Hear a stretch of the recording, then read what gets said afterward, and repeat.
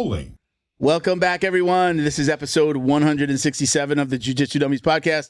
We are brought to you by Black Belt Digital Marketing. Anything you need to build your business on or offline. That's website design, Google Ads, graphic design, printing. We can absolutely help. Check us out at Black Belt Digital Marketing on Instagram or our website, bbdigitalmarketing.com. Request a free review of your online presence today. My name is Milton Campus. I'm a Black Belt training out of South Florida. We've got Christian behind the camera. Hey. We got Bo. I called you Bo second time in a row. Ben, it's usually I don't Christian. smoke that much. Bo. It's close enough. Ben, like a little close enough. Ben on co-hosting duties. Welcome, Ben. Thanks. Don't forget to like, comment, save, share, click the subscribe button. We appreciate all your support. We're also brought to you by Academy Safe. Academy Safe is a nonprofit whose mission is to clean up the martial arts by advocating for background checks and U.S. Center for Safe Sport certifications, among a whole bunch of other things. I just want to make academies a little bit safer in the United States and Canada. I'm the executive director. Rob from McDojo is the executive VP. And together we're trying to change the way that people find and vet martial arts academies by creating this website registry of good academies that do the background checks and these other things that we've spoken about, even CPR, first aid, AED on premises, things like that. Check us out at academysafe.org. You can click on List Your Academy and go through the process, or right there on the homepage, if you scroll down about mid-page, you can see the 8 things that we ask you to do. They're all things that you should probably either you're already doing, you should be doing, or, you know, if you're not doing it, why aren't what do you really say when you go, no, our coaches that work with your children aren't background checked? Yeah. Right. So listen, check us out, academysafe.org. You can use code JJD5. You get a couple of bucks off of your membership. It's an annual membership. It's nominal in the overall scheme of things, and then we're going to promote the hell out of you. So Ben's going through the process right now. We've got one guy left from our gym that's got to go through the process, and then we're going to be all set up. Well, if I'm not we'll the have first 2 in South accredited Florida, in South I'll be the Florida. first in Palm Beach. We're going to have 2 accredited academies here in South Florida pretty soon. Are you guys going to make like announcements? Like, we got 50, we got 100, we got 1,000. We've been a little bit, we've been kind of, we said it a little bit here. We've been kind of quiet about it. Like once we want to be at 100. Yeah. And then kind of start really. I think once you hit 100, you're like, yeah, it's a good number. We're in, dude. You know, remember, we're doing all this with it's just organic. It's social media. We're not spending any money on advertising just yet. So it's been pretty good. And like the slow and steady wins the race, right? Slow and steady. We've gotten academies. We've gotten like the bugs worked out of the process. We have somebody that does all the onboarding now. We were able to hire somebody to just do the onboarding. So do you think you can automate the entire process? The follow-ups, no. But it's supposed to be, but because we're doing things that Sports Engine, NBC Sports Engine is, NBC Universal created this platform, because it's really not made for specifically what we do. It's more, the platform was built for like little leagues and cornhole league, out in Kansas, it's just meant anybody that's involved would go through the background check, safe sport, and concussion. Because we added 5 other things that you have to do, it's not part of their platform, so they customized it for us. So it's a little bit difficult for like a non-techie person to kind of do and to understand without some direction. So we basically just cut that part out. We used to have it where you'd go and upload. Any of the new members, they don't go in and upload anything. They do the 3 courses, and then we get the rest of the documents by email from them, and then we upload. Okay. So we've taken out that whole I don't really understand the internet. We're going to do it, and then we'll keep up with you annually. So that's what we've done. Nothing against Sports Engine. It's just we are doing something different than most of the leagues, soccer league, baseball league, anything, right? Anybody that needs to have coaches, refs, assistant coaches, things like that vetted. You're creating a new path. You got to cut out the brush. Yeah, we've got to do a little bit more. We're dealing with academy owners. They're dealing with moms and dads who are volunteering for something, and they've used it with other companies as well.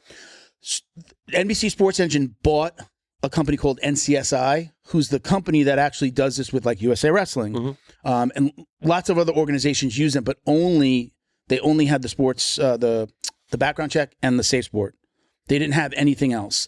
Now that NBC's in charge, they're bringing everybody into the fold. They have the 3 courses, including the concussion, and then again, you can customize. You can even build a website with them. You could do live streaming.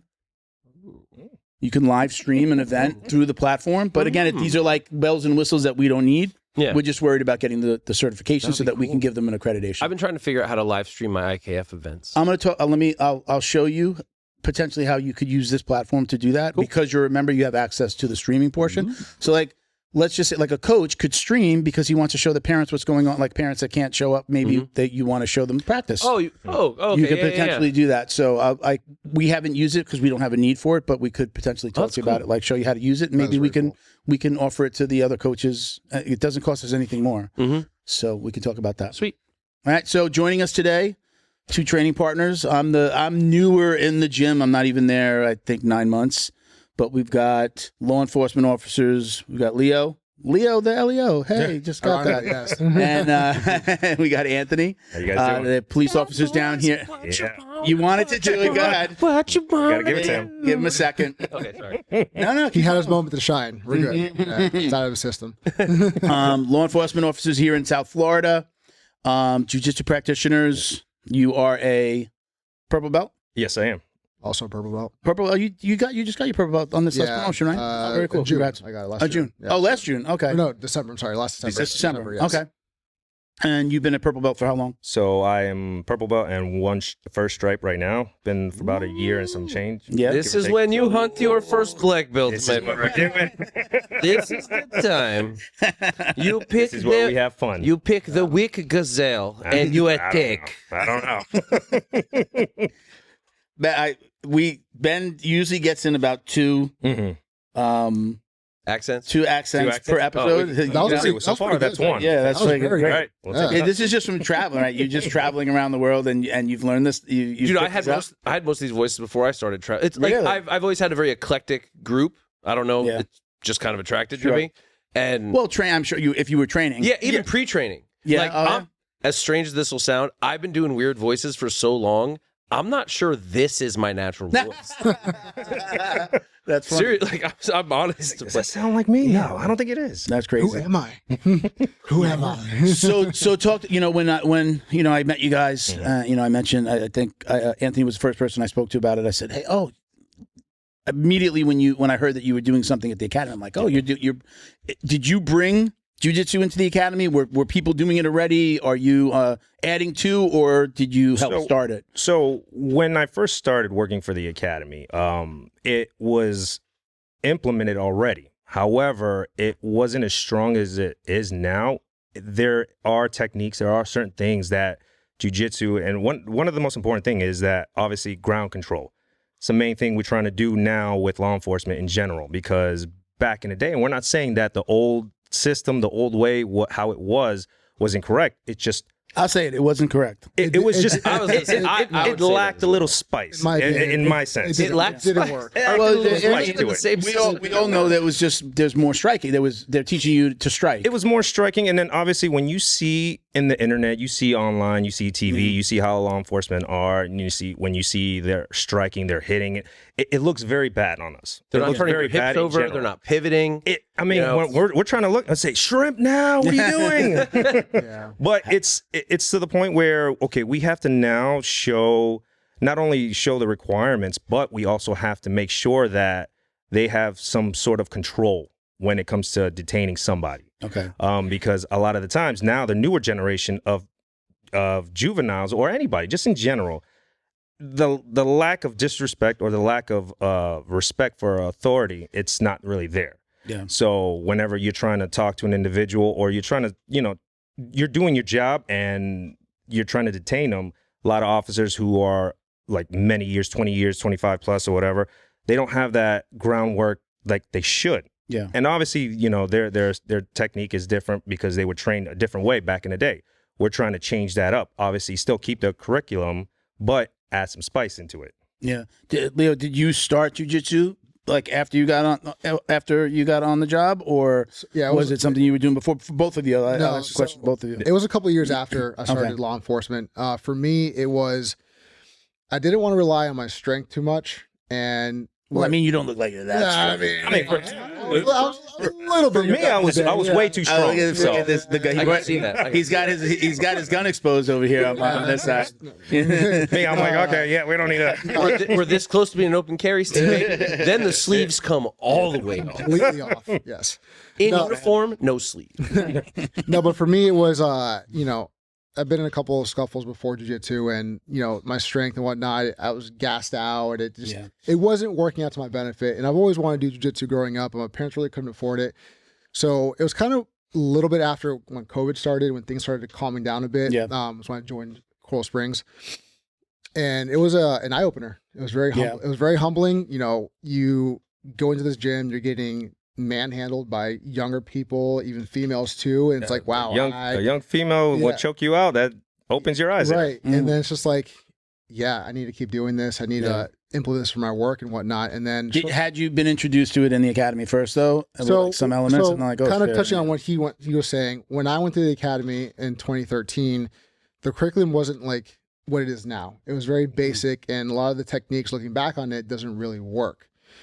So it was just, hey, do this move, kind of drill it, and that's really it. And again, it doesn't really work out in the street. So when I started, he started shortly after me, and we kind of. I actually got because I saw he posted something, and I was like, dude, where are you going? I've been meaning to go somewhere, and so he's like, oh, come to this place. It's actually great.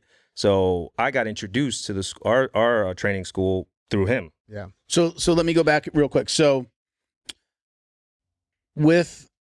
you're talking about training back then. It was go to the academy, and then there's I don't know about continuing ed and down here. No. Was there any continuing ed for you guys? Usually the answer is no. My dad was a cop. Yeah. We're talking 50 years ago. There's never been any continuing ed. There still is no continuing ed that I know of that's not voluntary. No. There's no mandatory continuing ed. No. Let me say it that way. So our mandatory training is like what, once a year, twice a year type of thing. If that. So, and that's plenty. Why wouldn't it be? To the most, it's plenty. I'm out 2 weeks and I'm like, fuck. You feel it. No. That's because bars are off. What am I doing? Yeah. But you felt the good of putting in effort and work and working out.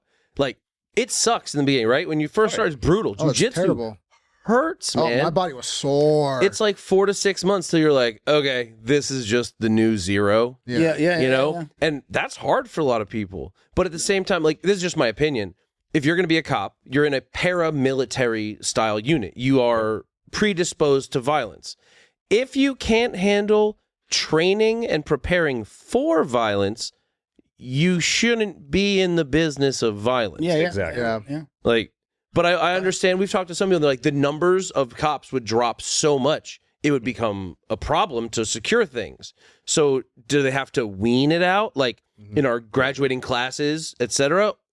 Because you can't just get rid of the old guard, right? By the way, just talking about pain, there's like a meme or video that says like a guy goes to the doctor, and he's trying to tell the doctor that like.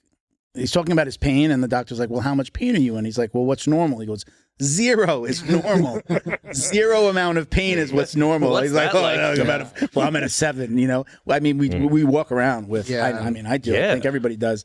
Everybody walks around with a certain amount of pain. But I think we also, after that 4 or 6 months, right, after maybe even just a few months, we walk. It's like a badge of honor. It's like I'm sore, but I have this superpower now. There's a reason why I'm sore. I have this thing that I know, and also like I mean, I've been in situations where immediately, I'm sure you guys, like the adrenaline spikes. You're not even thinking about that thing that's sore. You're getting through it, and then like afterwards, the adrenaline comes off, and even in a roll, like my back is always hurting, and then I roll like I thought your back was hurting, and I'm like I didn't even think about it. I'm worn out. But that pain never really leaves. But go on. So you were talking about the pain before. Go ahead. Pick up stuff. So there's no the continuing ed side we were talking about, like the mandatory training. Like there's no mandatory. It's just like that annual whatever in-service training, right? Sure. So really, it's on you to continue on that training, and you get the typical. And that's a tough one. I really have chills under it. Like I got chills because that still freaking bothers me. Yeah. And look, and we're not picking on any individual department. This is nationwide. This is nationwide, and departments are picking it up one by one. But I still don't even know, even the departments that have some type of training that they offer, it's like, it's voluntary. I don't know. I mean, we're going to see it. We would know if a department was like, no, it's now mandatory for you to come in once a week to either lift, do jiu-jitsu, sometimes. It doesn't exist. I mean, it doesn't exist. We haven't heard of it. Henry Gracie would be screaming from the rooftops if it existed. Right. It's just one of those things that majority of the cops just do not want to invest their money or time into, or they don't have the money or don't have the time. But then you look at their lifestyle, it's like, you were just on a vacation, a really expensive one. Yeah, bought like 3 different trucks. And you came back on with like 5 extra pounds on it. Or you're going out. I'm about to do that. It's like It's way more enjoyable. Could be. How much does that bother you, and what can you, and how much are you like in people's ear? Well, just really quick, You know, I know because I'm just going to go back to the where we train in, where I help teach at the academy, and not just myself, but the group core that we have, phenomenal individuals because we see the bigger picture. They're older than me, but they understand the lifestyle and how it is nowadays. The thing is, and then I like to, usually we go through like a testing process at the end, and then I like to give my speech. My main thing is I always tell the newer officers that are getting ready to get cut loose to their departments, I'm like, respect your craft. Respect yourself, but respect your craft. You're out there, the public, everybody expects you to be on your top best because we're here to protect everybody. So if you don't go out and you don't train and you don't do anything else, or at least exercise, something that will benefit you better than the other person, then you're doing a disservice to yourself, and not just yourself, but everybody you're trying to save lives to. And I'm gonna guess maybe 1 out of 10, maybe even 1 out of 20 are actually coming back to train, And I see, or and we find see training it. on their own, right? Yeah, and we see it all the time, and that might that's be the- generous. 1 out of 20. Yeah. I'm not sure. You guys are on the inside. yeah. But we and that's the thing with what we've done so far in our department. We're like, so, and we're not going to take the credit for it because there's other individuals that are a collective. We're doing something different than how it was in the past because we kind of feel like, all right, this needs to change now, and that we're like going back to where one training a year, two training days a year, that's not enough. It's like, okay, you're learning the butt scoop, One and a then you're week good. isn't enough. No, at all. You, like I said, I go if I'm training right now 2 times a week, and I'm like, oh man, my jiu-jitsu just gets like suck here and suck Yeah, here. man. And then like I didn't go yesterday. I normally go Thursdays. I didn't go yesterday, so now I went once this week. You know, but I got some things going on. I did stem cell shots, so I'm supposed to be taking it easy. So like it was kind of good that I didn't go. Don't waste But- your stem cells by training too early. Yeah. So I'm on the same boat as you though. Yeah. Like I have things going on in my life right now with my personal life, and like I went back to nights. It's just kind of hard for me to train now, and I went. I was gonna say, I haven't been there, so I was like, I haven't seen you in a while. Yeah, but it's maybe just- that's because I haven't been training. No, and you're training on the other days, you know. No, it's just like with night shift, the hours it interferes with the training. Sure. So like when I can, I'm the same way. I'm like, oh man, just like, But I mean, it's still there. It is like riding a bike. You can fine tune it. It's not like you got to learn from 0. You're learning from 5, and then you're like, okay, let me add, I'm adding back on. Timing's so important. Yeah, Timing's so important. timing as far as For like the engagement. You know, that's what's getting rusty. So if you're not training, you're not keeping your technique sharp, and then you're in that situation where you're cold, not in, I would assume, the most mobile of clothing, you know, and now you have to engage, but you're rusty, or like, I call it vacation time. Anything over 10 days, I start to like, right. you know. So there's when we talk about, you're kind of saying like you guys are like the newbie. You're the ones that are like preaching it down here, and there are people that have been around for a long time that you had to convince, or that needed convincing.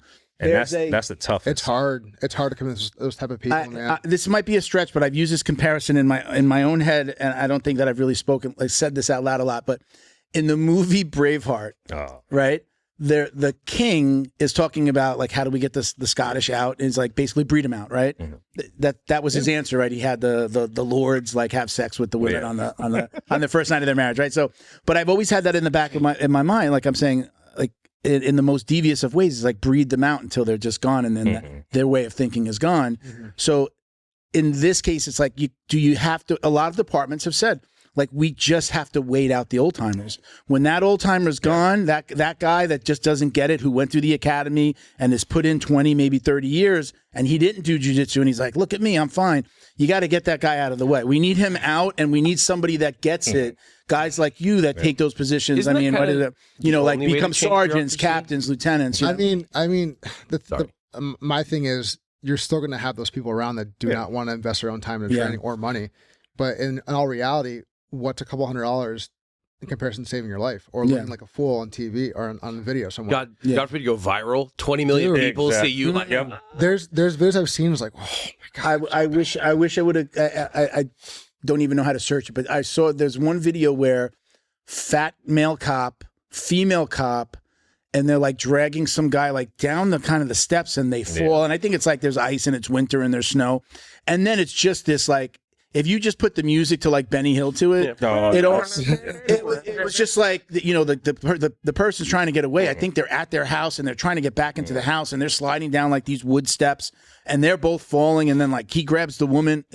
It's a mess. Yeah, I would not want to be the guy. Yeah, you're going viral because you're dealing with all that.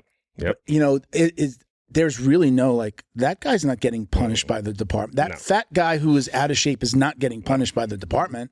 He's going to be embarrassed. Oh, extremely. He's only punishing himself. And then going back to that, the thing is that we get it, the cost, the timing, everything. Everybody likes to make. I don't want to say excuses, but yes, there are a lot of excuses, especially with the old timers. But we take it as a challenge because. At the end of the day, we're like, yeah, we're not young, but we're not old. We're right there in the middle. But guess what? You're saying your way, you've been fine for 25 years or whatever. But this is a new age, a new generation where people still, these younger kids, they don't respect us at all. So it's just to keep yourself safe and not just working, but off duty or just doing something else with your family. Well, not only that, it's like the new age of people you're encountering. Majority of people are training now. I was going to say even at a basic level. We're like in this UFC kind of world where everybody is fastest training sport in the world. Anybody who's ever taken an I Love Kickboxing class is now a martial artist, right? Black belt and everything. Yeah, right. It's the funniest. I know we absolutely all get this. As soon as somebody finds out you train jiu-jitsu, even if they don't understand what jiu-jitsu is, oh God, they're saying like, oh yeah, I took taekwondo when I was. Everybody starts telling you what they did. When was the last time you trained? It's like, oh, that was when I was a kid. Then why the fuck are you telling me? It has nothing to do with so anything. You do karate? So you took a dance class. You're not going to the club saying I took a dance class when I was little. Everybody move out of the way. Let me show you what I got. Right. But nobody wants to feel left out, and it's a little bit more for the guys. It's more like, I trained a little bit. I did karate. Right. I could break 6 boards. But I would imagine that again, even even kids that just watch it, right? That you see these guys doing just shadow boxing. Oh my God. There's a girl. I think it's the egg weights. Mm-hmm. Yes. Have you seen the social media posts that they put out? Mm-mm. Where they'll ask somebody. I'm almost positive it's they're egg like, weights. can you fight? Yeah, like show us, and they get the egg weights. And they're like. But it's like they don't always even just give them the egg weight. It's not just about that. It's just like they just start shadow boxing and it's all over the place. And like the guy that barely can get I did taekwondo. There's one kid that's just like, I've never lost a street fight. And he does like a spinning wheel kick and it's like, God. It's horrible. Yeah. There was one woman, I remember one woman, she's just like, it looks like they're in a beach situation. Like there's people training on the beach. And she's got gloves on, and the woman comes up to, oh, do you know how to fight? And she's like, yeah, I train whatever, kickboxing. And then they show her hitting pads, and it's the most ridiculous thing that you'll ever see. It's just, it's horrible. But to her, it's like, she's golden. She thinks she's, I would beat up any man within 50 pounds. Exactly. There's a podcast where it's these guys always have these girls on that like always like those red pill blue pill guys. Do you remember the girl? She's just like she takes Krav Maga. She's like I take Krav Maga. I feel super comfortable. And the guy's just like like she was like 4 foot nothing, and she's saying she's like it's a false sense of security anyway. But she goes in like she gets on the guy's back and he just stands up with her and she's trying to choke him and she can't do anything. So but again you're running into people every day that just think they can fight. And now they think that they're allowed to fight. I mean, I have to talk to me about what you're encountering in this new age, I guess, post, who's the one in Minnesota, the guy that got killed with the knee on the neck. George Floyd. Post George Floyd, I think, is where we can put that mark of the disrespect towards police officers is just off the charts now. Yeah. Are you guys encountering that on a daily basis? Like day. Not just kids, but kids and adults? It's a lot more than usual. That we a lot of this. I know my rights. So we get that a lot. Whether they're close to us or they're not, we're always, I know my rights. You can't do this, but then they can break the law. I'm like, well, you can't really do that. But we still treat everybody with the same respect. We're like, this is what we're doing, but it's not going to go the way you want it to go. But let's talk about it. Let's figure out a solution. Yeah, you're going to jail, but Be respectful. And that's the one thing we always say, give respect. And I'll always say that. And Leo will say the same thing. You know, we give everybody respect, but then the moment you take that and then you decide to go a whole left field, taser. And I mean, I hate that thing. I mean, it's a lot of people like to use, go into that. A lot of people like to use their tools. I said, well, are you afraid to go hands on? Because it's easier to go hands on and keep someone safe and just hold them down and detain them. Yeah, but if you can just knock them over with electricity, then you're like, we're gonna cuff you up real quick. But on that same token, I don't know if you've seen the video went viral in New York, where like there was 5 people using tasers on one person, and then one officer got shot in the park. One officer got out of his chest. It's I don't know. For me, I just saw one the other day. The guy gets tased and he winds up stealing the police car and flips it. That's like it's not always, that was the one that went viral last week. Because PCP is amazing. It's not always effective. Leo, turn me down a little bit too. We're getting a little loud over here. Testing. That good right there. That's good. So yeah, I mean, what are you dealing with on a daily basis? I mean, you don't have to give us exact stories, but are you dealing with kids that are just like so disrespectful that they just don't give a the juveniles nowadays? Oh, so 100% worse. There's and I don't want to say anything about their household, but you can tell there's no structure there. Yeah. And they're just out at all hours of the night.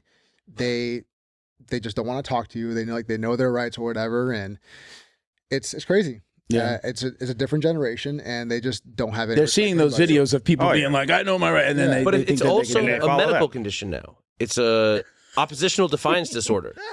It's a disorder. It's a disorder. Yeah. Yes. Really? So it's like you're genetically or mentally predisposed to be like anti-authority. Mm-hmm. We used to just call that being an asshole. I was just going to say that. I understand like being a teenager. Like I was relatively anti-authority, but I wasn't like an idiot. Like I'm anti-authority right now. That's I what I'm hate saying. when people tell me to do shit. Right. That's but why at the same time, I open my own business. I do my own thing. I make my own decisions. Law and order. Huh. You kind of need that. Maybe I don't want my house broken into. I don't want to get shot. I mean, like on a certain level, like we're cool. Like, give me all these freedoms, and we're cool. Yeah. You know, like let's being reasonable. And we get that a lot too. When we get the ones that are like, "Oh, I don't need you. I don't need to do anything. I know my rights." But then 5 minutes later, someone stole their backpack or whatever, and guess who they call? Yeah, it's not a crackhead. There's another one again. We should have had some of these queued up. There was a kid that was like in the cop's face. He's like the body. He's in his face, and then I think he puts him in cuffs, and the kid is crying. Yeah. I've seen it so many times. We see grown men cry in the back seat. Like once we put the cuffs on, they know. They're like, but it's a lot more respect in the older generation than the newer ones, because they know. I mean, once the cuffs are on, like, I haven't gotten never gotten in trouble. Once the cuffs are on me, it's just like your life changes immediately. I got but the only thing that's happened to me, I got a DUI coming home from my friend's wedding. It's like 2008. I was over Labor Day weekend, this September Labor Day weekend, and I had to do an extra day in the holding, whatever you call it, in the county jail over there in Fort Lauderdale. Yeah. Had to do an extra day because the holiday closed. I'd be so So I mean, but at the second, like it's like I knew my life completely changed at that moment. It did change. You better be biking distance. Lost my license. I wouldn't blow. I lost my license. Lost my job because I couldn't get to like everything. But I wound up opening my first marketing company because I got to work at home. I was working at home before everybody was working. Before it was cool, and then got my life back on track. But the second those handcuffs go on, you're like everything has just changed, and you're like, man, what did I fucking do? You realize that you're like, something different. My handcuff life-changing experience was a little different than yours. Yeah. Completely different setting. That was the only I've only been in handcuffs twice. And one of them was good. one of them I will not let anybody. I will not let a girl put handcuffs on me. I'm too scared she's gonna lock me to the bedpost. I'm scared she's gonna put it around the bedpost and then freaking leave it there. Start taking pictures. I'd start talking and she'd be like, "I'm fucking leaving." Never. I would. I don't know how people. Nobody's getting me like. No way. No, I'm mortified.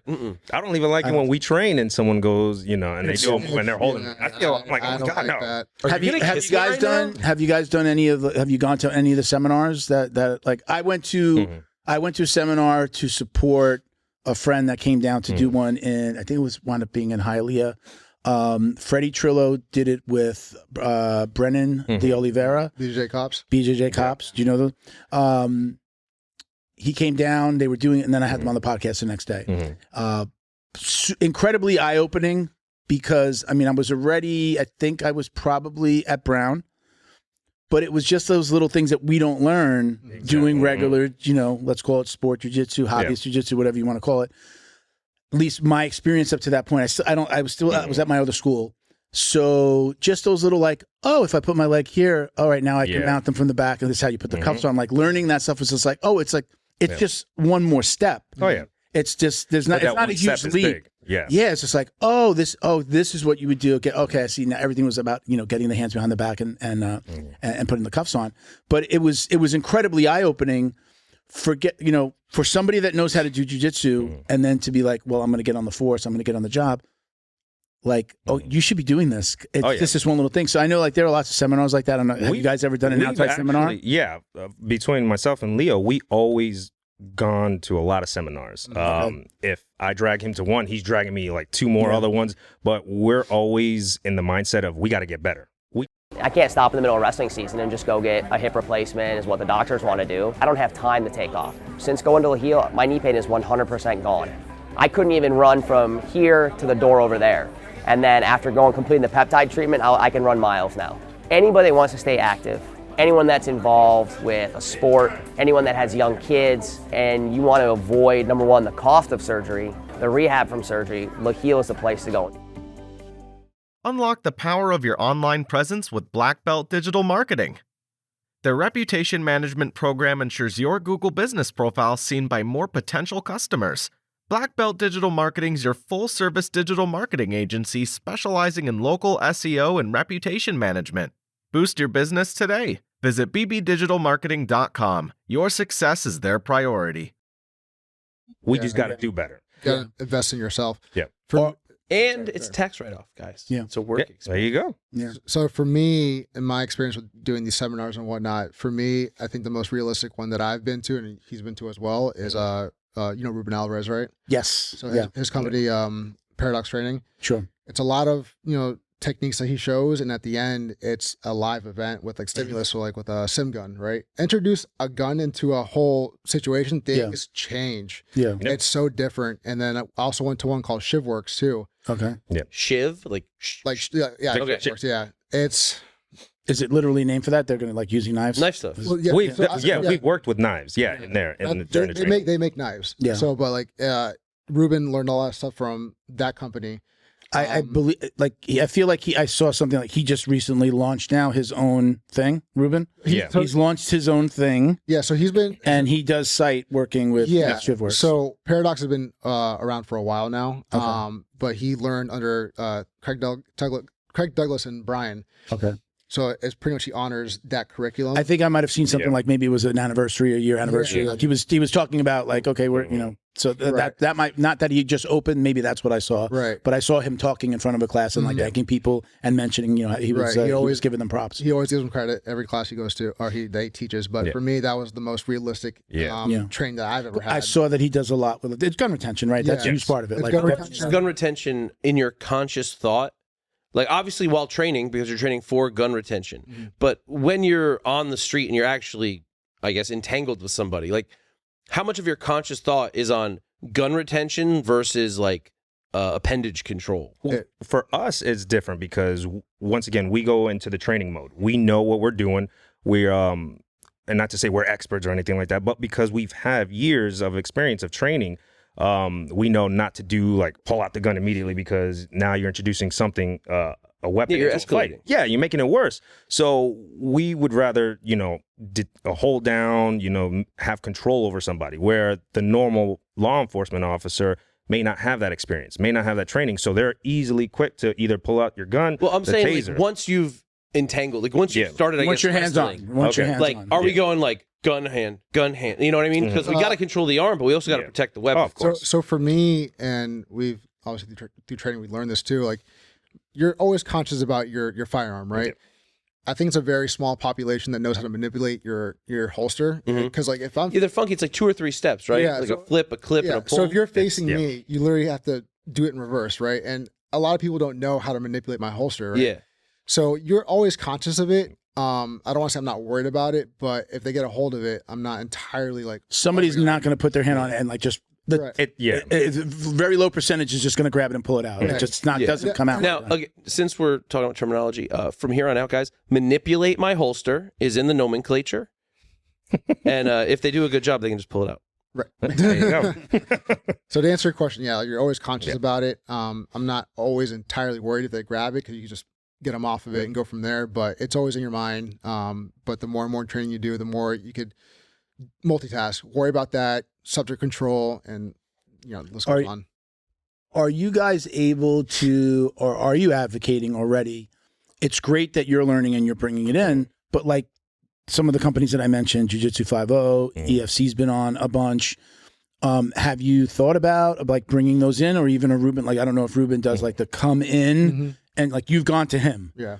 Will they come in? Does he have a curriculum to go in? Like EFC has a curriculum. Yeah. They were in freaking Scotland, I think, like 2 months ago. Like he was on here, and then the next picture I see, he's like in Scotland. Like they got brought overseas to go over these same tactics, which a lot of it is gun retention as well. He's like Jesus, I'm horrible with remembering names. But one of the founders, he was talking about. I just saw him post a video where he was just going around there was a training situation, and he's going around and like grabbing everybody's gun, like they were using their actual holsters, and he was just like I think he was kind of going over like, this. Not ideal. Like there's better holsters. He's like a big advocate for like good holsters. I think you're gonna be locking something down, right? Yeah. And that's going back to the other for the Shivworks class. They do that too. We'll walk around, start testing everybody's holsters because not every department or every officer carries the same holster. That's one of the biggest issue is that, they may look at it, oh, it looks great, it's quick, easy, I can pull it out, whatever, but that's also could be your downfall because if I can get my firearm out, what makes you think that the other person who I'm fighting can get it out quicker? Sure. So that's the most dangerous part of the game, I think, is that now you have to invest in equipment. Your equipment is the most important thing as well too. Don't go cheap on it. If you think one style looks cool because you can get it quicker, that's probably not the way you should go. Do you guys get like I remember again just going back to my dad, uniform allowance they called it. Yeah. Still call it that? Yeah. They still do that? Does that include Yeah, it's, your holster, any accessories? I know that's probably not the right word. We get it twice a year. Yeah, we get it twice a year, and honestly, it's up to you what you spend your money on. Yeah. I mean, he'll tell you. I don't go. So you don't have to even use it. You just say, okay. If you're gonna be carrying, you should be carrying good shit. Exactly. You know? Invest good quality. Some people use it for other reasons. Me, he could tell you. I don't go cheap on my gear. No. Like it's my everyday this is the stuff. keep me alive gear. Right. Yeah. People are like, what'd you spend on that? I'll tell them, why so much? Well, it's good quality stuff. It's level 4 plates. Yeah. Okay. I'm not getting shot by a rifle. Right. Exactly. So it was Jay. I've got to make sure that I mention him. Jay Wadsworth is one of the co-founders of EFC. Okay. So I was saying, and I was looking. I don't know if I got your full answer. Are you guys advocating for bringing other people in? Can you? Will they allow it? We can. It's just a matter of, I guess, financially, if it makes sense, and the time too is that's harder because I think. I want to go back and talk about that, but go ahead. Because put in perspective with the whole time thing, to schedule even in-service training is difficult in itself. Yeah. So you have a lot of conflicting scheduling and whatnot. Yeah. So to get a group for even that company to make sense, it's kind of hard. So perfect world. Each of you're in charge, and you're in charge of the academy. You're in charge of some type of continuing ed program. Is it even possible right now with the way that things are structured to have continuing ed? Because now, continuing ed, maybe you got to come in for 2 to 4 hours, let's say once or twice a week, or let's just call it once. Now that person's got to be off the street. They're getting paid. What if they get hurt? Yeah, but training. Is it I have a staff meeting. They have to train. Is there do you see that path? Like it's going to happen when this and this change? Like what is that path? Yes, I think yes in the future, only because the worst thing about it is looking at it as, okay, we're waiting for something bad to happen before we can react to it.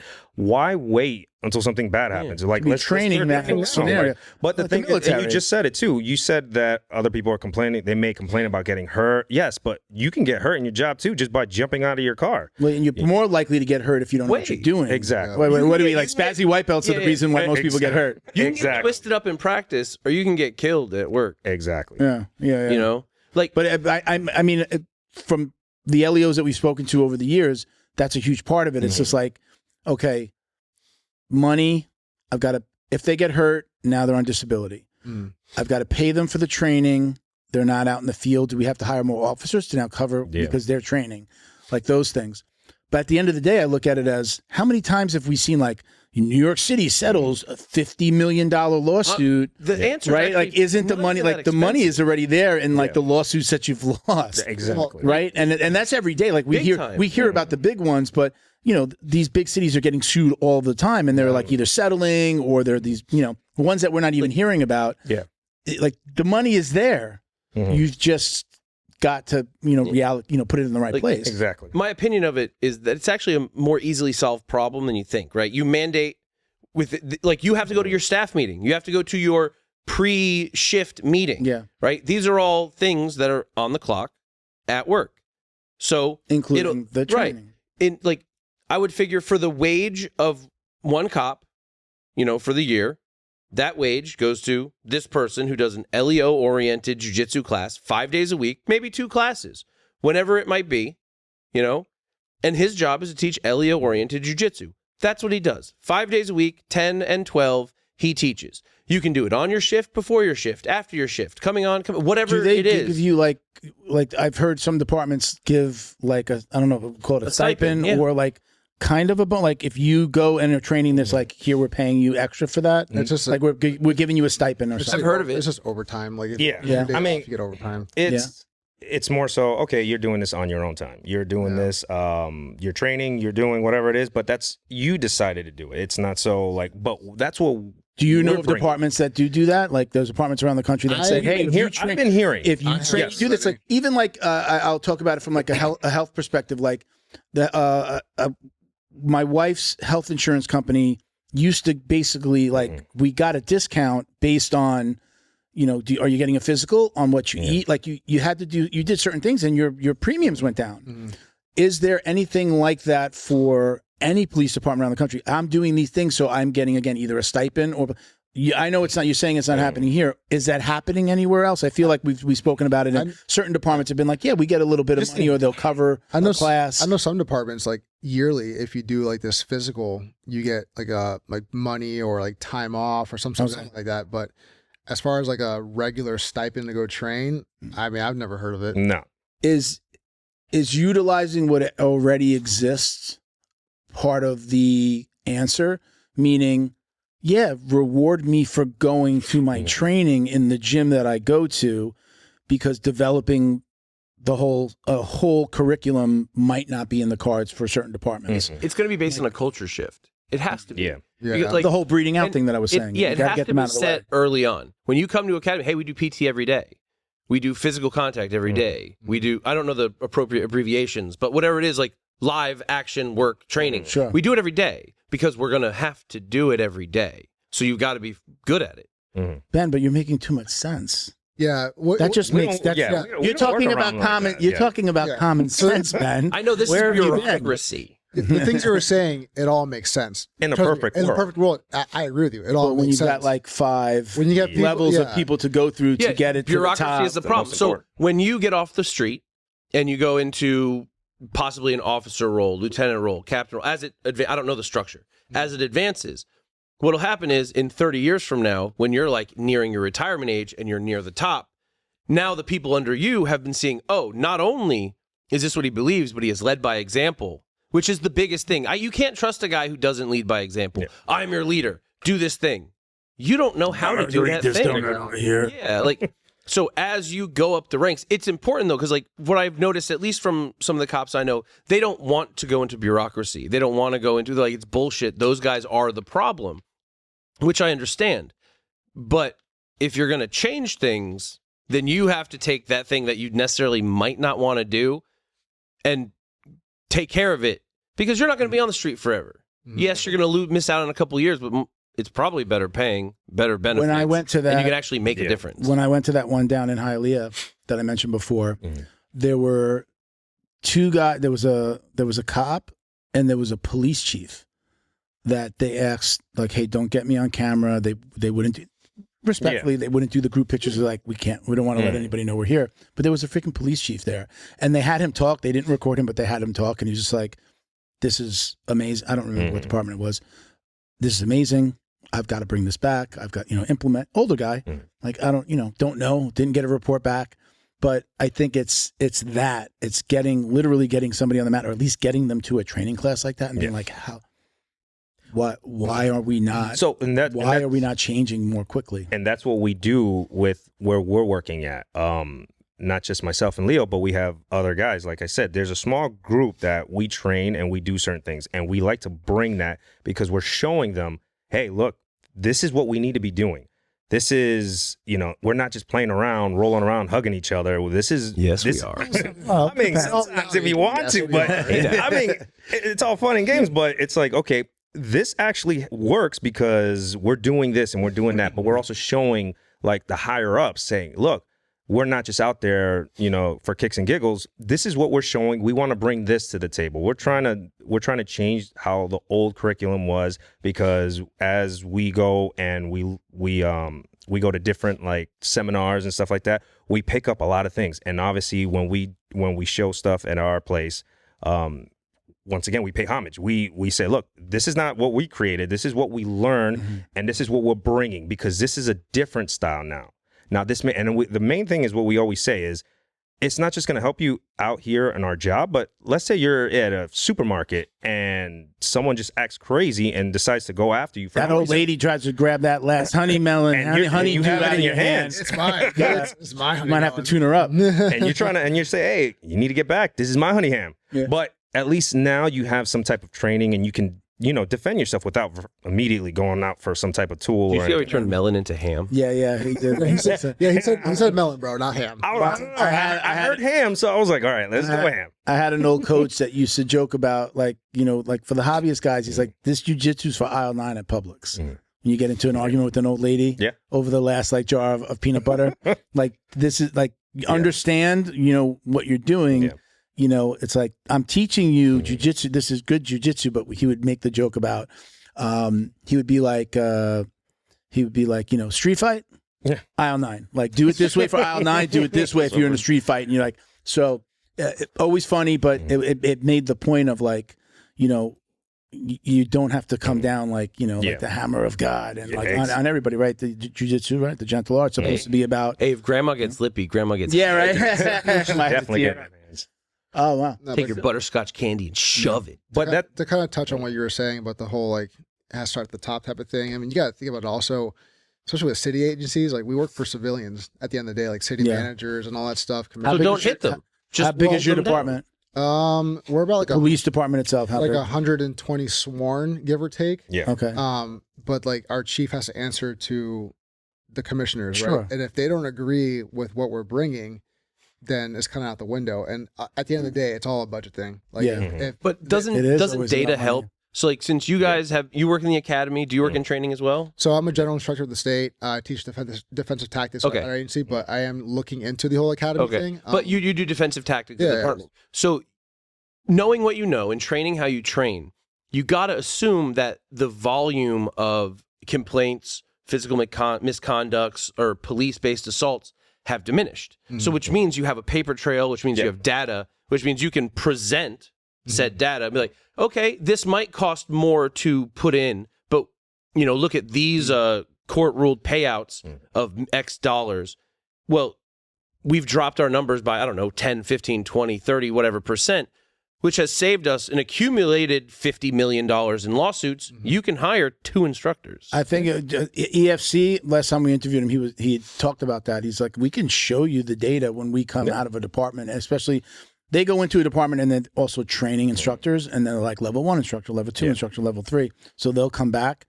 but he talks about like once you start teaching people how to really truly go hands-on with somebody and to de-escalate, they notice that the amount of complaints goes down, you know, immediately. It's, you know, and that's because you would go from, you know, the old school days of a baton or the taser or even the gun to let's talk. I think I call it the quiet confidence that goes along with jiu-jitsu, of knowing how to take care of yourself, period, in any martial art is now I'm not like, I might show up and be like, oh, I got to grab this guy and take him down real quick, where I'm comfortable where I could have a 10, 20 minute conversation with you, de-escalate, 100%. and you're going like this at the, you're going, oh yeah, go ahead, put the handcuffs on, like, and you're coming willingly versus you come, you're yelling, you're immediately, you've got your hand on your gun and then you're escalating. Right. Yes. Yeah. And that's the one thing that I've mentioned to everybody too. I'm like, you know, because of what we train and what we do, that actually gave me a lot of confidence to do this job the right way. Because you could see, obviously you see on internet and you see everybody, you see those officers that are amped up and everything. They don't know how to speak to individuals. So when I approach and I know like I got some 6'4" guy like just screaming at everybody, I'm gonna talk to him. Hey, my man, relax. Talk to me. What are we doing? Verbal judo. And it's a huge thing. I said, and it's not to say that I'm scared to fight him. I said, no, if we're gonna go hands, I know how to defend myself, but let's talk. Let's make this easy for everybody. And then at the end of the day, they're like, all right, yeah, I respect you. Yeah, all right, you know, I did mess up. And then they put their hands in the back. So that is also, I believe that's also a learned skill and something that you have to train at. Yes. Is there training for that, for verbal de-escalation? Are you're smiling, so I know the answer is no, right? That's either you guys are doing it as part of your jiu-jitsu, which it doesn't sound like you are, and you know, nothing against that, but it's just like jiu-jitsu or any type of physical training. You have to practice that de-escalation. You have to, anything you want to do, anything you want to be good at, you have to practice. And it's not just doing it in the academy for how long is the academy? 6 months. 6 months? Okay. So 6 months and then, all right, I'm good for the next 20 years till I retire. That's just not the case, right? That's pretty reasonable. So that's not happening either. And I believe that's something that needs to happen right alongside of this. Is you really, really need to de-escalate. I know a cop who he's a psychiatrist and he became a cop. I'm saying he's a psychiatrist. I believe he's a PhD. I'm not 100%. Zizino. When Zizino became a cop really late in life, we talked about him a few times on the recent episodes.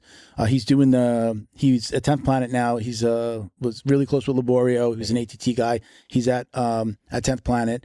And when I interviewed him, he was talking about his ability with what he's known and like learning about mental health and going to school for mental health, that he's like, everybody, like I show up at a scene and then I'm like, send him, go ahead. Here you go. Send him in.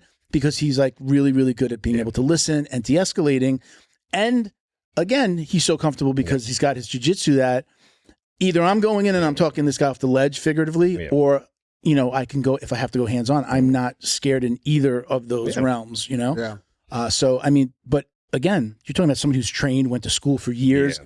I think that's something that we have to talk about as well, the de-escalation side. But I don't think that just de-escalation works without you being comfortable of like, what happens if I just go in there all calm and I don't have my hand on my weapon and then I get punched in the face? And now it's all out the window and now I don't know how to take care of myself. And that's a very big, I'm glad you mentioned that, because that's one thing, like I said, when going to a scene or anything like that, you know, you're very comfortable. You said it best. You can be comfortable, but if you don't know what you're doing, that same officer or whoever will just get knocked out. Real confidence shows through in these situations. 100%. When you know what you're doing, there's a certain innate confidence that sits in you. Quiet confidence that you have when you know how to take care of yourself. And people see it. Oh, they could read that from all day. From like a mile away. when you're walking up and you're just like, I'm hot shit. I know my shit. But you don't, like, you betray yourself in presentation. Yeah. You know? And that kind of sucks for like the new guys. Like, all these suspects, whatever you encounter, like they can smell a rookie from a mile away. Oh yeah. And it's because, and you can kind of touch on this too, like in the academy, right? It's all controlled, right? Yeah. You're talking about like de-escalating and having the confidence to talk to people and whatnot.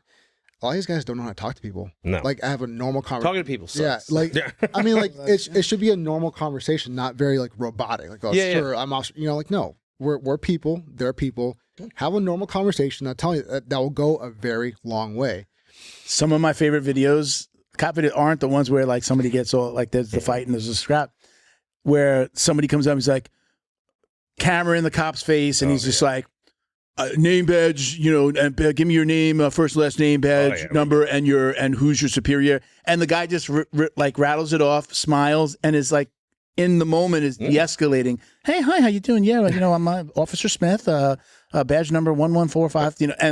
And he just knows, and he's like, yeah, and they're so calm. And I'm those like, are the ones you got. You're good. That's the guy that like that guy knows how to take care of himself. That guy's been in this situation before or trained it many times. And I'm usually like, hats off to that guy. I know that guy probably knows how to take care of himself because he didn't just get all right. Yeah. What do you mean? What do you want my badge number for? What are you doing? Get the camera. Put the camera away. Like it's not that. It's like, sure, go ahead and film me. Smiling, smiling right to the camera. With that being said, that's the most important thing is you're staying calm because they tell statistics and everything like that cops die in an early age when they retire. Why? Because our adrenaline is so high because every time we go to a scene or we go on something, we're confronted. We're like all of a sudden we're drinking like 5 Red Bulls or any energy drink, whatever. It doesn't even matter what it is. You have that heart pump and everything. Your heart can only work for so much, and then when you're finally done, you have that adrenaline dump, and you see a lot of guys and just like they're breathing hard and they're dying. I said, that's the thing. When you train or you do something, you're able to control yourself. I'm cool. I'm calm. He's the same way. We're like here, even when they're like, oh my God, shots fired or whatever. We stay here because we know if we go up and down, that's just going to be bad for us. Bad for your health. Literally. And long-term for your long-term mental and physical health. And that's what we're trying to stress with everybody. Say, look, if you're able to control the situation, stay calm. Doesn't matter what it is. You may live a lot longer than what you think you're going to go to. So. Sure. And that's the most important thing. Let's take a quick, just a break in that. I didn't let you do your shout outs. Go ahead and tell everybody about Fight Tape. We'll do a couple of sponsor shout outs real quick. Sounds good. Hi, everybody. Ben Stark here with fighttape.us. Are you a cut man, coach, promotion, or fighter? Do you use your hands or do your students to beat the shit out of people? I do. That's great. I've got a great product for you. Where have you been? Just around. So nonetheless, if you are any of those things and you have fighters, or maybe you just want to wear some gauze and tape on your hands, check out fighttape.us. We have the absolute best in combat sports corner gear. Gauze and tape, really. I did my best to source the highest quality stuff, find out what it actually costs, and discovered that the big brands are charging you way more than they need to. So jump on the website, check out what we got. You will save a ton of cash. You will get better quality products. And you will help support local business in a budding MMA scene. Oh, and if you're in North Palm Beach, come to American Top Team Palm Beach Gardens.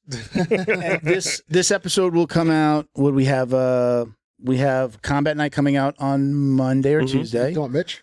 He was our last episode. You know him? Yeah. So I know him. I don't know him personally, but I know Juan, who owns like Fat Boy Jiu-Jitsu. Yeah. Yeah, so I'm close with Juan, and he's close with Mitch. Awesome. They're down here for an event on Saturday. Tomorrow, we have an event in Fort Lauderdale. Yeah, I'm out of town. I was going to go to that, but I'm out of town. I haven't prepared myself to go. Why am I not going? Is it an all-amateur event this one? But Sway Nightclub, downtown Fort Lauderdale. Okay. Can I just go up and get tickets right at the door? So they're not going to be packed. Like it only holds like 450 people. Okay. It fills up. Yeah. Reach out to them. Okay. Yeah. I'm not looking for free tickets. I want to support. I don't mind buying them. I've been trying to go to those events so bad. Yeah. Every time one comes around, I have something going on. Yeah. He's got this event. The next one is May 17th in Jacksonville. Yeah. We talked the episode's going to come out, and his episode will come out on Monday, but the event's this Saturday.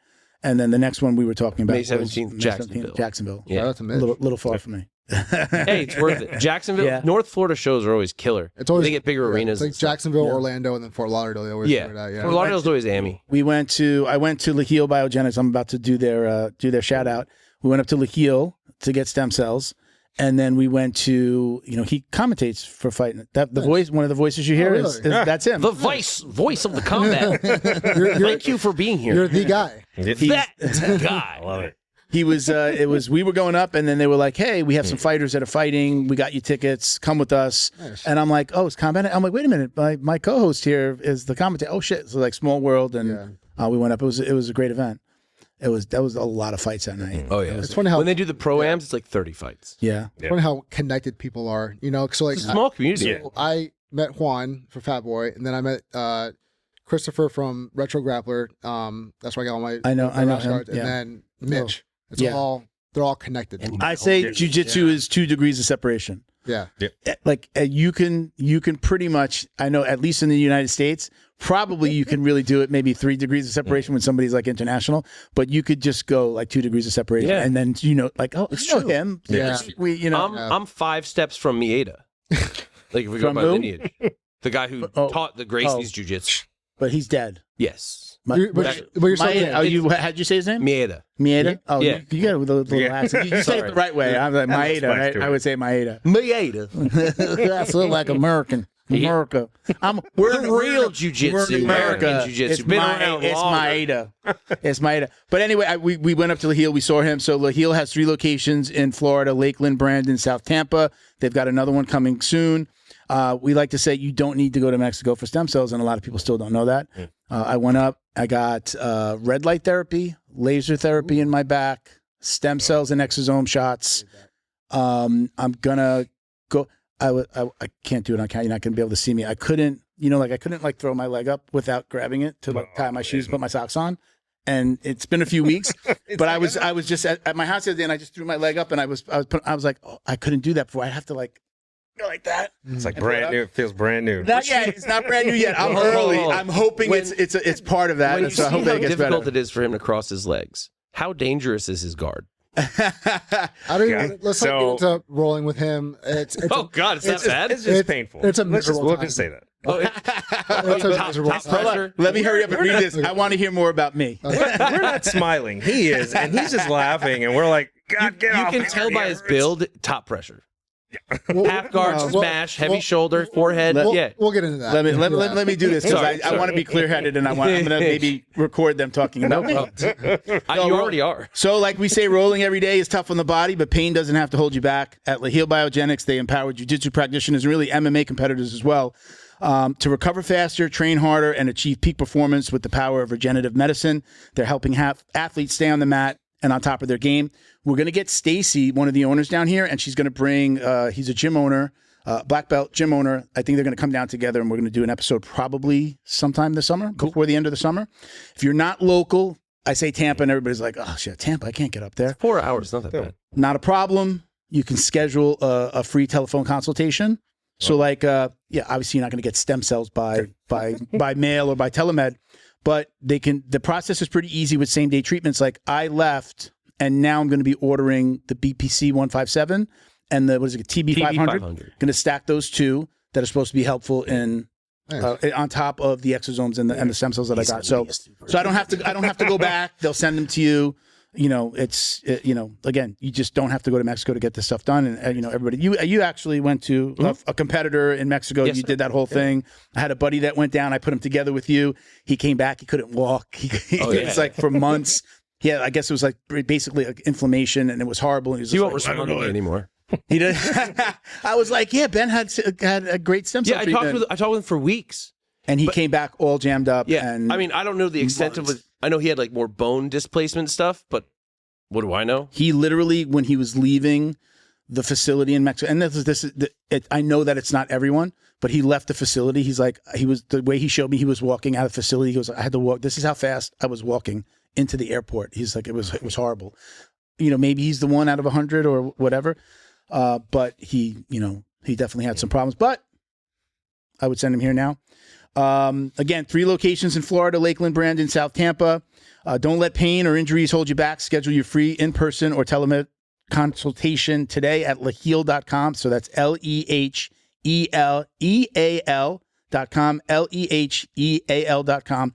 Let them know that you heard about us or you heard about them on the podcast, and you'll get 20% off your first treatment. So I know a lot of people are like, I got the B. We told you, they quoted you on the BPC. Mm-hmm. And it was like a third of what I paid. It was a third of what you paid. Yeah. Was it by like telemed or by how? I went into a local place. And it was how much? Or percentage wise would you say like triple? It was probably like 30%. Wow. Yeah. Okay. Well, go check them out. Again, mention the podcast, get 20% off that first treatment.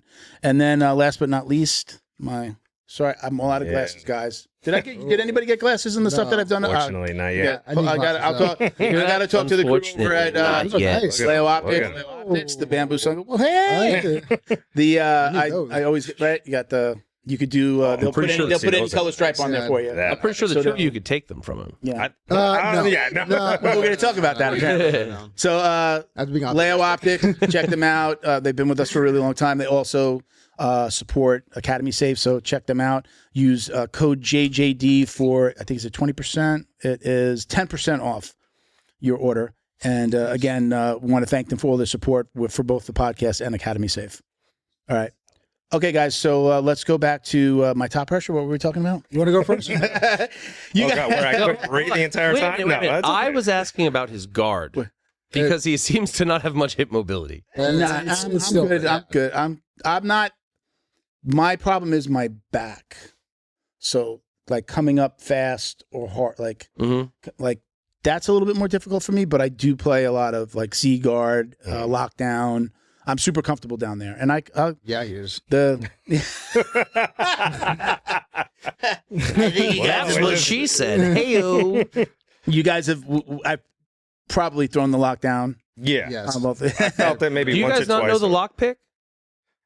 Oh, my friend. We could have For to do this thing, bro. I do. Listen, if I'm always getting somebody in it, I do, and I may have done it with one or both of you. Sure I usually show like, hey, look, this is how you get out of it, because I do want my training partners to get better at it, so that I have to work harder and learn other parts Have of you seen it. Keenan put out a video this week of how he avoids lockdown, and he just pivots 90 degrees.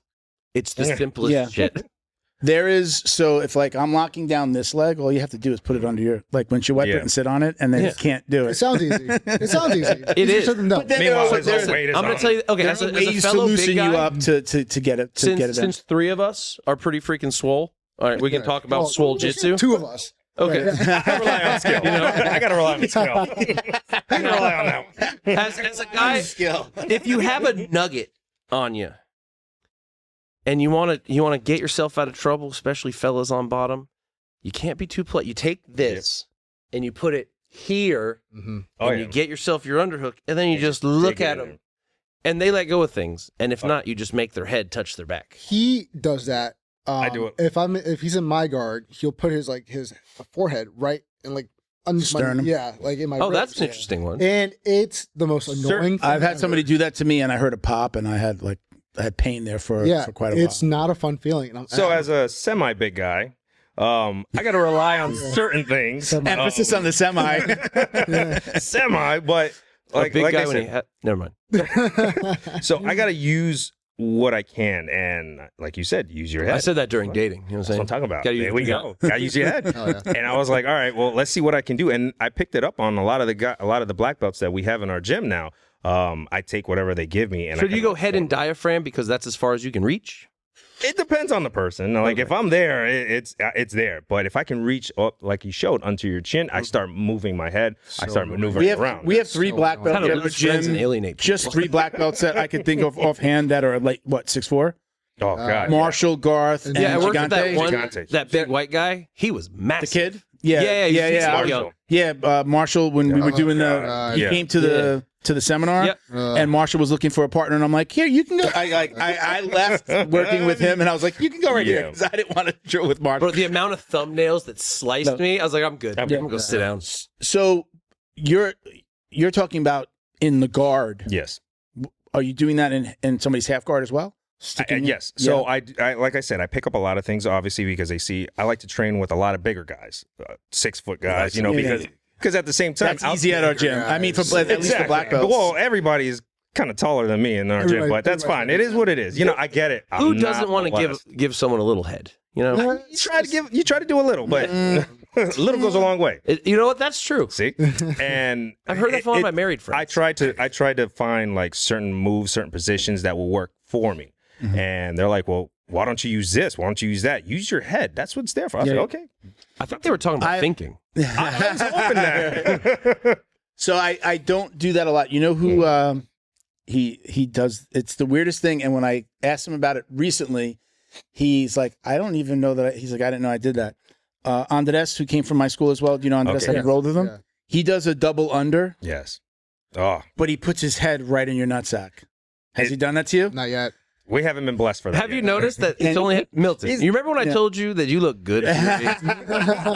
Like you got good skin. You manicure your bruh. From what I hear, you shower regularly. You know what I mean? He does that. So like now I know, like I'm already like, if he goes double under, I'm like trying to get my legs in, like trying to get my legs in butterfly.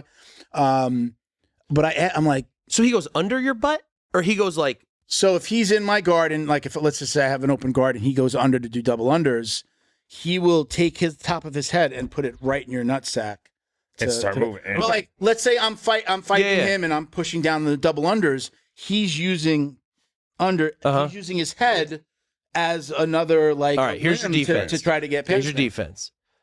Gyrate and guarantee he stops. Maybe Guarantee. I mean, if not, he might take you for ice cream down the. I do a little like shoulder scoot, and I usually get away. Like as he's pushing me, I'm just shoulder scooting. So he's never really. Now that I know it, now that I figured it out, like this is what I do. Hook your feet in his crotch, bump your butt, and sit on the back of his head. Or if you can get your feet in, then, kind of just push him out. Also, like I'm not. I've always been the bigger guy in my gym. This is the first time I'm at a gym where there are a large group of people that are bigger than me. It's basically my life. No, I mean, I really did. I started out the school, like it was always like kids coming in, like my first school, I was the first real student there. So it was the coach and then me. And then, so a lot of kids train. I was just always a bigger guy. A couple of bigger guys started training at my old school, but they would come and leave. And so this is like the first time I'm rolling with black belts that are significantly taller, and it's super different, isn't it? 250. I'm used to being massive. I mean, I was. He says 250 like it's really fat. I'm man. like 230 now. I've been 247. I remember was the heaviest. This is America. 250 is fit. But 6'4" and 250. Have you been to like the open mats? Some of these guys that have come. 250 is a monster. There are two guys that are 250 plus and over 6 foot. Give me like 160. There's that one black belt with the dreads. The American I think he comes from American Grappling or something like that. Devin. Dude, Devin. He's military. Tall. Yes. Yeah, he has a very mean. He's 6'3", 6'4", very something like technical. Very. His jiu-jitsu's mean. His subject control, like when he teaches things, a whole different level too. I've watched him and just like he smiles the whole time. It's frustrating. It's watching him and then just like he's talking to like the black belt on the other side of the mat while he's rolling, like he's that I do guy. that. My students complain. Like, could you not have a conversation while I'm fighting for my life? You want me to come back? Like, I'm bored. Like, yeah. I tell them that I'm dying here. That happens all the time, and I'm like, I felt like I'm the girlfriend It's of the fight. demeaning, isn't it? I'm like, look at me, pay attention to me, dude. You're making what are me you feel doing? like I'm not a challenge. Yeah. You're not. Exactly. Then he keeps you there. It's like, I can't move. I can't breathe. Yeah, Get off of me. And he's like, let me tell you about the difficulty that I'm having with my girlfriend. So being the bigger, so for me, when I'm the bigger guy, I'm usually going to pull guard, especially like there's a lot of people on the mat. You're going to start throwing double legs. We're going to hit each other and we're going to fall into each other, right? So it's always the bigger guy. Pull guard, regardless of my back or my injuries. I would just pull guard, like, let's get this down because we're gonna, if I fall on top of you, it's gonna hurt. And I got to manage my weight. Yeah. And then I just really played with that lockdown for a really long time, and then just like if you did that to me, like if you put your head here, I mean, I'm literally gonna get my fingers under your nose and just go like I'm just. That's probably the first thing I would do. I would just start getting my fingers in your face. And for higher level guys, they know what to do. So that's why I kind of, it's like trial and error. Like I know I just can't do certain things I would do to everybody else. Do that from a weave, like a leg weave, like a half, or are you doing that in whole or full? All over the place. Yeah. I'm everywhere. So it's a lot of like hip bending. It sounds like it's not. It doesn't feel good, but you got to get one of the simplest things to do. nice. Like I'll tell you, since if he's doing it to you, and a lot of people just don't even realize it. I just put my hand on the side of your head, and I just move your head. The higher belts do that. Your head's like this, but the thing is, unless you do it or you've been taught to do it, the head where you want it. Move it up. I'm not guiding it. I'm doing it pretty hard. I'm bending it so that you're like, okay, I'm not going this way. I'm not. I can't go this way. Like a lot of times especially like when somebody's lower, like if they're trying to take side control, and I just One Yeah. hand on the waist and one hand on the side of their face, and they're just like this, like, how am I going to do this? And it just makes them react, and reaction is where, in the transition is where I can get what I want, which is usually, even if somebody's taking side control and I can control their head like that, I'm going to get them to react, and I'm trying to get the half guard to get to the lockdown. No. It's my game almost all the time if I'm on my back like that. So, Christian, can you bring me in right here? Let's Bring it in real close. Yeah. let's Jamie, no. Hold on, I'd like to this take, up, Jamie. Let's take a minute and glaze Milton's top game here. Can we switch over to these two? Can we highlight these two gentlemen? Gentlemen, can we talk about Milton's top pressure and its lack of effectiveness, as I heard you whispering earlier before the show? That was not said what they were saying. When he's said not that, there, not it's me. not effective. When he's there, that's a Now, whole different game. how would you describe the top pressure that a man the caliber of a Milton presents? Crushing. Crushing. Very, very degrading. Yeah. Degrading. The fact that The compliments. I'm thinking and it's not to boast him up, but you know what? At the end of the day, I'm not I'm not a big guy. I'm a above average person. So what you're saying we'll is say. size matters. Size definitely matters in my opinion. You know what? In our field, yes. Okay. Especially training and Understand. dealing with that. And that's why I like to train with the bigger guys. Not because I got this complex. Now, do you believe that Milton's top pressure comes from raw masculine energy, aka muscles? Is it his understanding of geometry? I think it's that and emotions. You think emotionally? Yeah.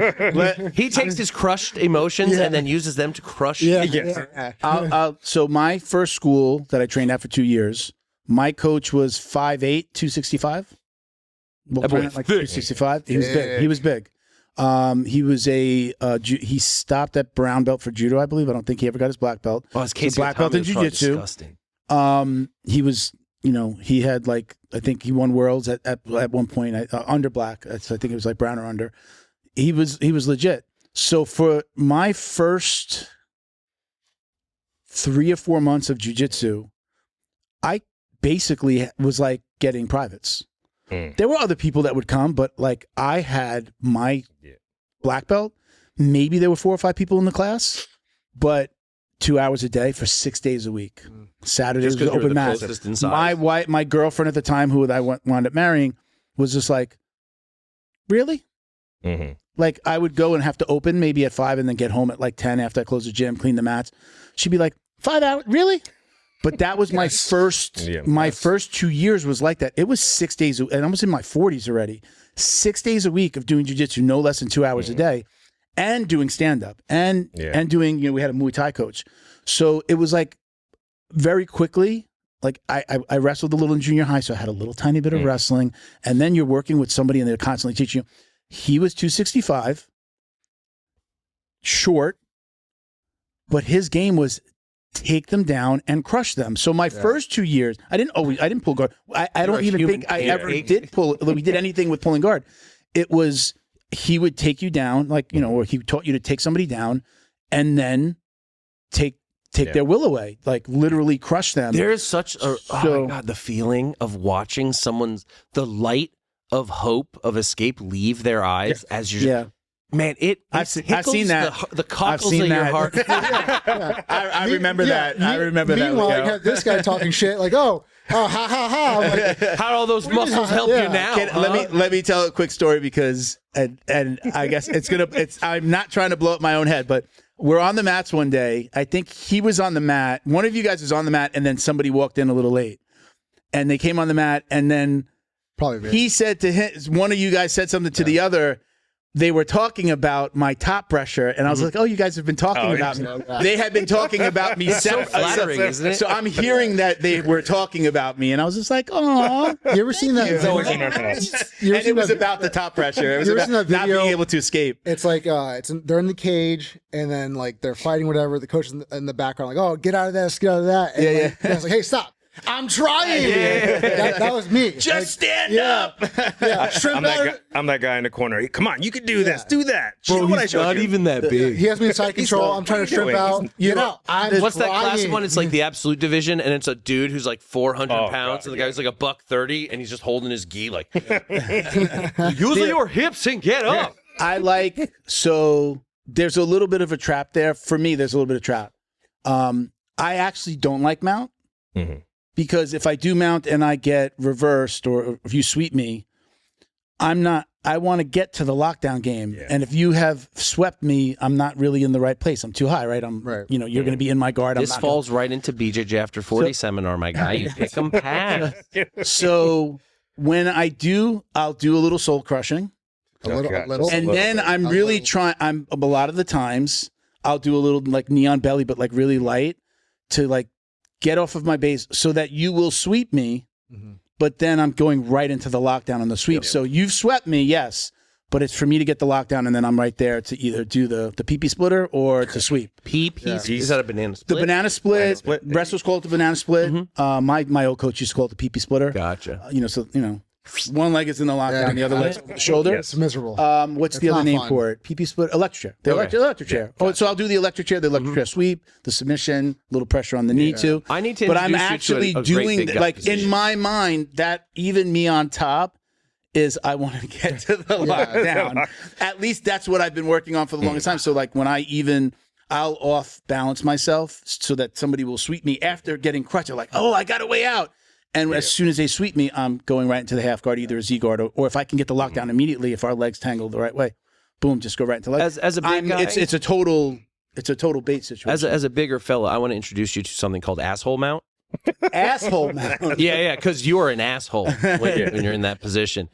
Think of when you finish omoplata sweep and you back step to triangle.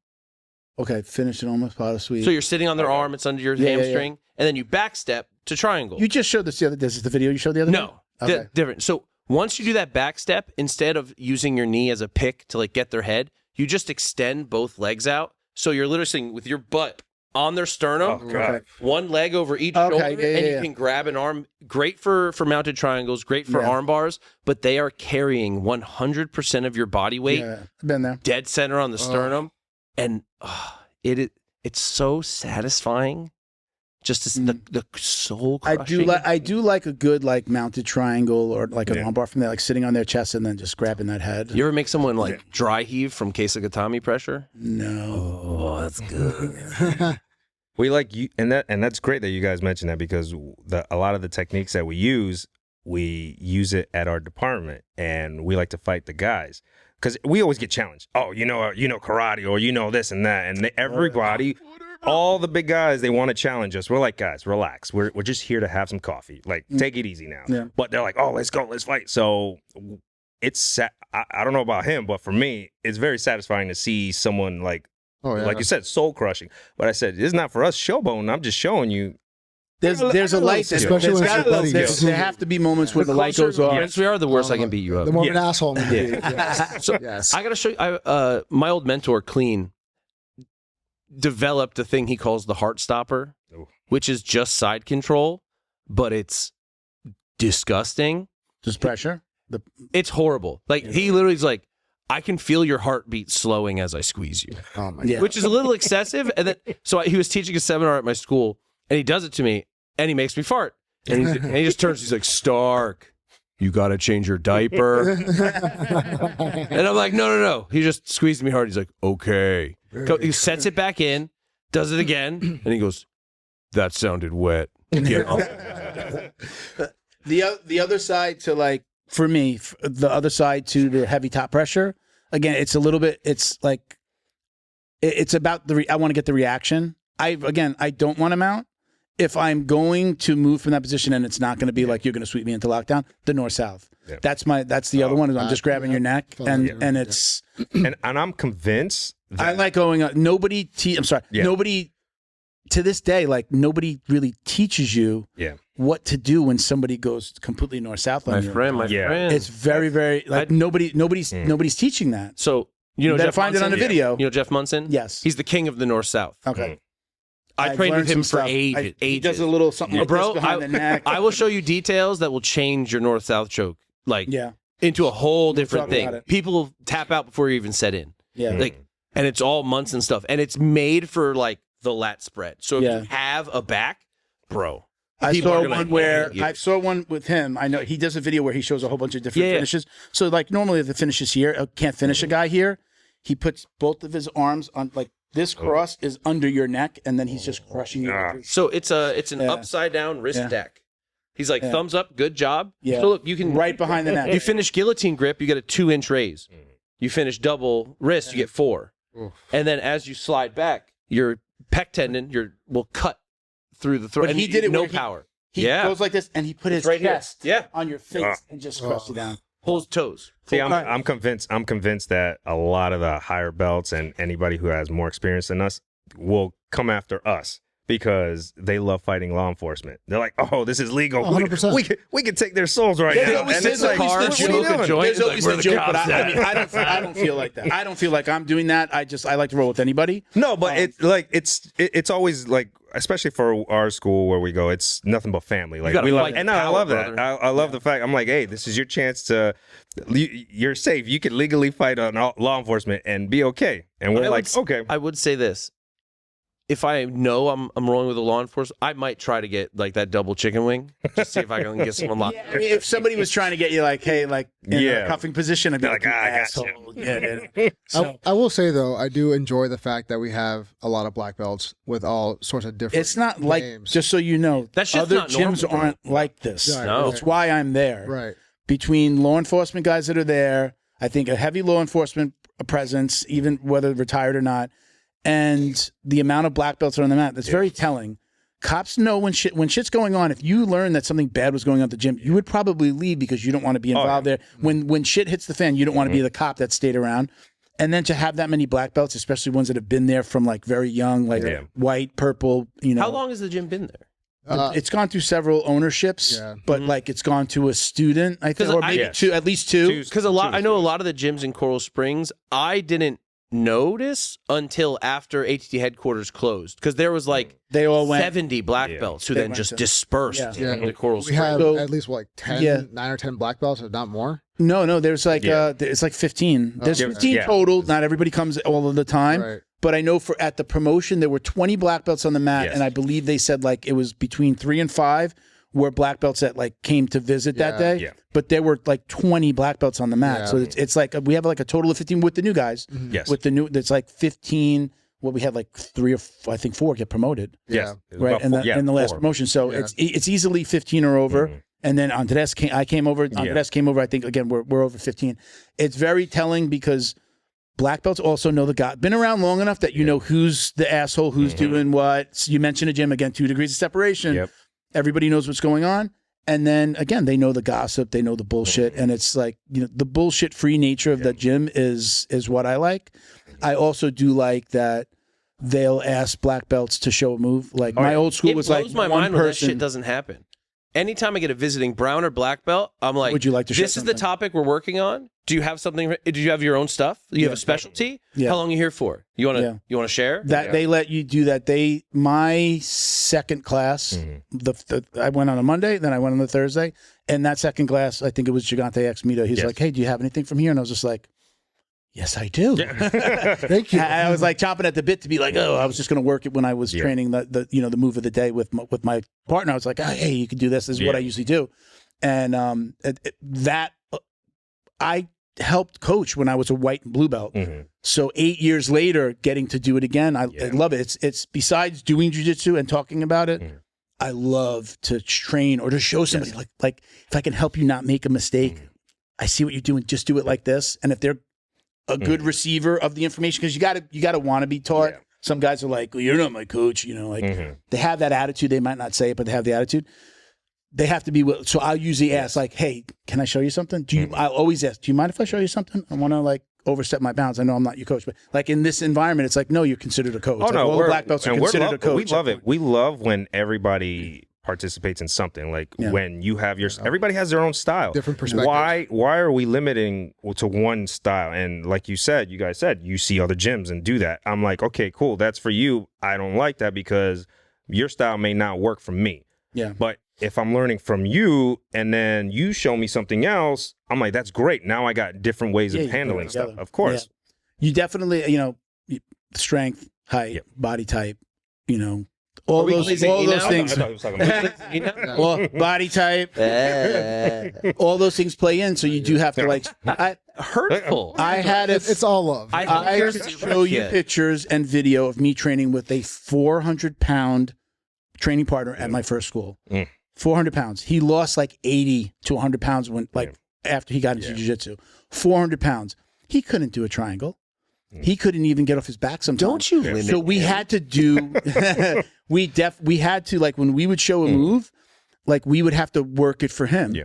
And in doing that, I learned how to, like, coach a move, or like I was watching my coach show him. Wasn't That's me. an exceptional circumstance. Yeah, and we would do things, and he competed. He lost most of the time, but he would compete. He'd get out there, and he's got 400 pounds, and then you're up against another heavyweight. Was this guy like 6'4", 300 pounds, and like whoever ends in up on the shape? bottom And here's this heavy guy. But hats off to him. He stuck with. I don't think he trains anymore, but we had to figure it out for his body type. Is what I'm saying. And there were things that we would go, holy shit! Oh, that's how you do it for you. Like we would be excited that we figured something out for him.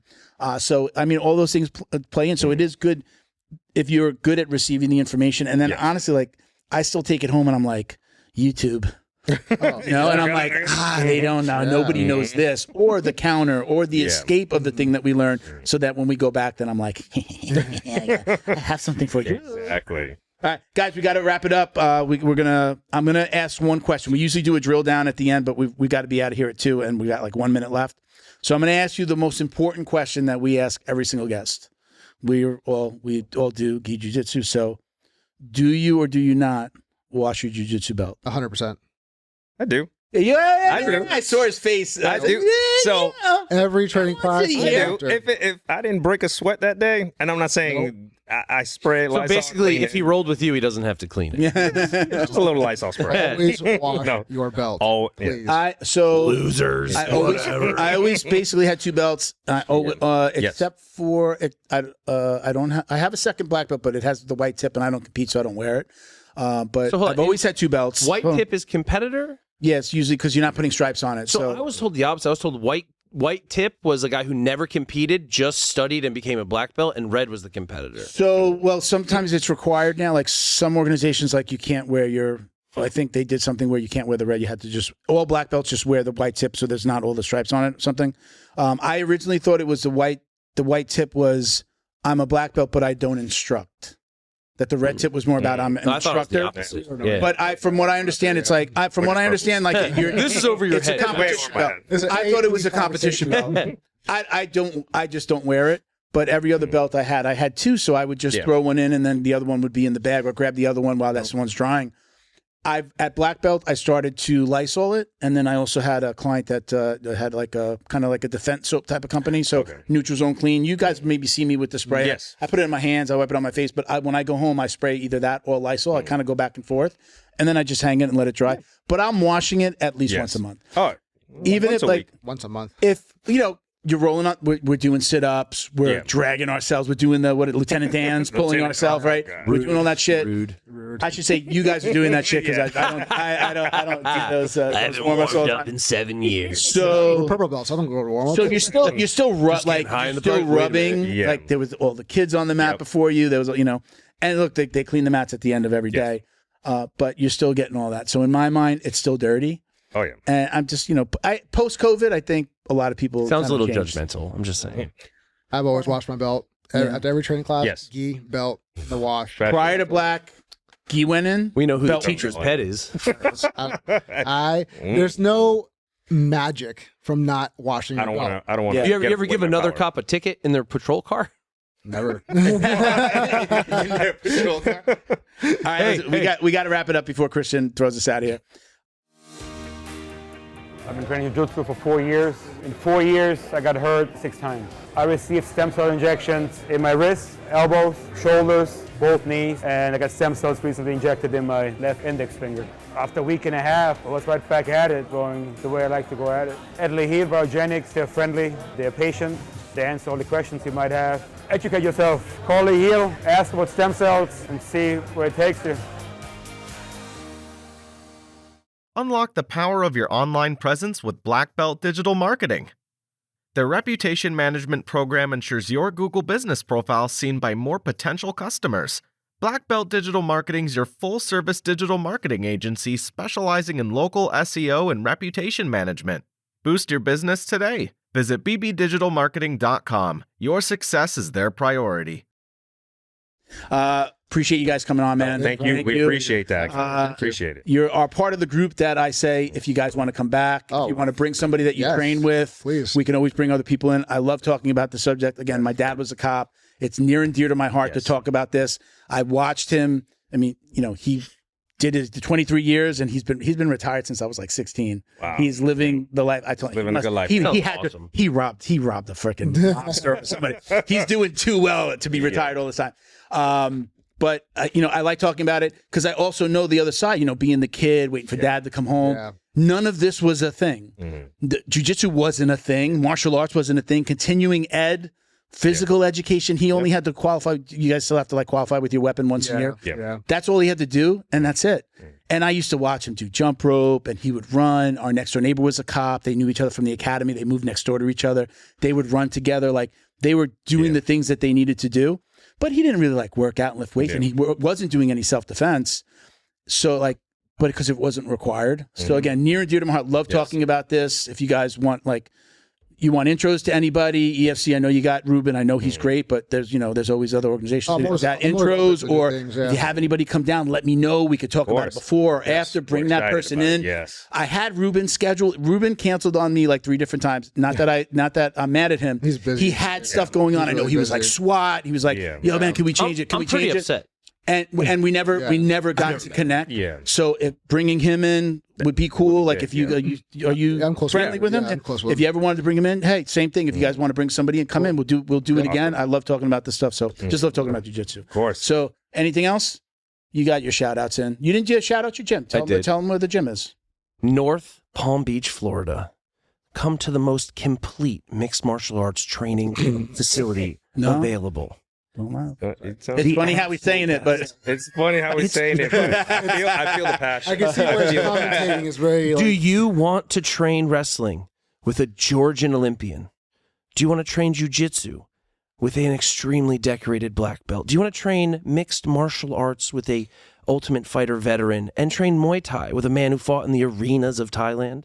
If you do, American Top Team Palm Beach. Is that all the same guy? Me. It's just all one. It's all one guy. Yeah. No, I take that back. My wrestling coach is Avto Gogolishvili. He's a wrestler in the Republic of Georgia. Okay. Been over here for AVTO. Actually, his real name's Avona Deal. So give him your ATTPBG.com. and give him check coach, out my gym. MMA coach. MMA Coach Ben on Instagram. Follow me. Let me tell you something, guys. For real. He's a great follow. The way that he teaches is the way that I like to learn. In that under 60 seconds showing a move, a lot of stuff that we've done, he's got his take on it, and the way that he shows it, the way that he's put your arm here and then your hand here and then do this, and that breakdown of the steps is the way that I need to learn it. Yes. My girlfriend's trying to get me to do line dance. We're going on a cruise, so she's learning line dances. Line dancing. And I'm I can't do this. You got to break it down for me. I need to go 1, 2, get that part. Okay, I got that part down. Now let me work on it. That's just the way my mind works. He teaches the way that I like to learn. So he's a really great follow. MMA Coach Ben. He's got great stuff for real. All right, guys. Thank you again for coming in, guys. Check us out at Jiu Jitsu Dummies for all the ways to watch, listen, and support. You can check out Uncle Milty BJJ. That's my personal IG. Appreciate you watching and listening, everybody. Peace, love, Jiu Jitsu.